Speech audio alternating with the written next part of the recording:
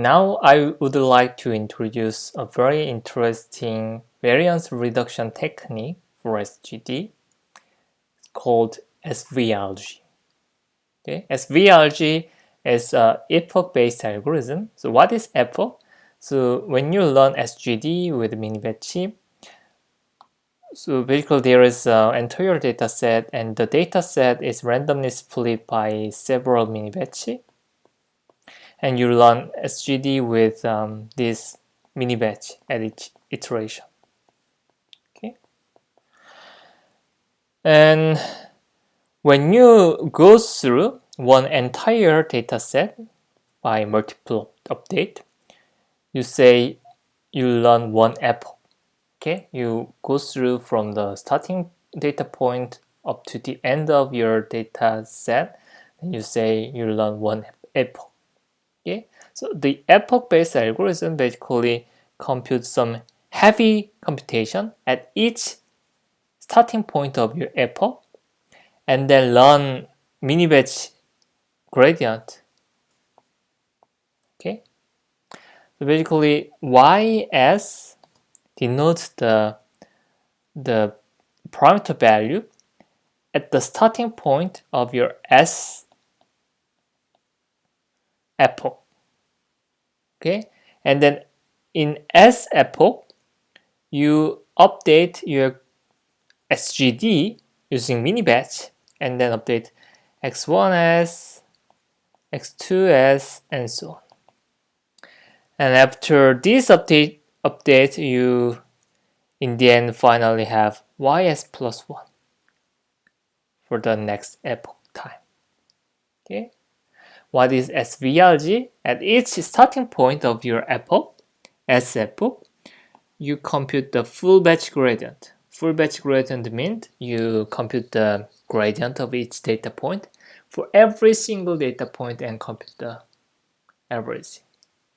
Okay, so the true vanilla gradient of your objective function at the starting point.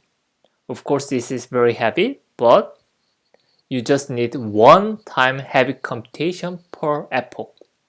That just increase one more full computation.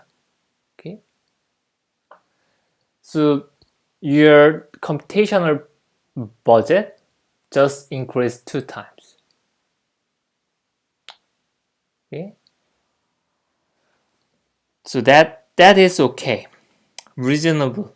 Okay, and using this full batch gradient at each mini batch time, you compute your mini batch gradient using your current estimation xt, and then subtract this gradient by using ys, the parameter value at the beginning of your epoch. Okay, and then add the full batch gradient.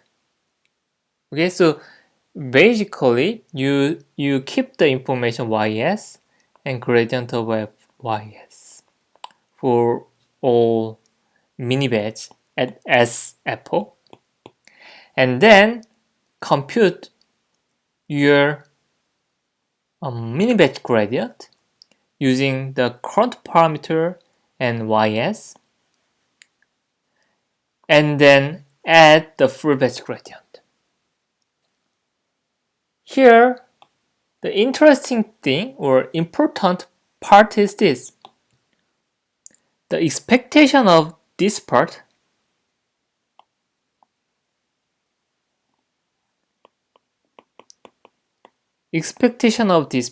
is equal to 0. And expectation of this part is equal to gradient of f. Okay, so basically this computation is also SGD.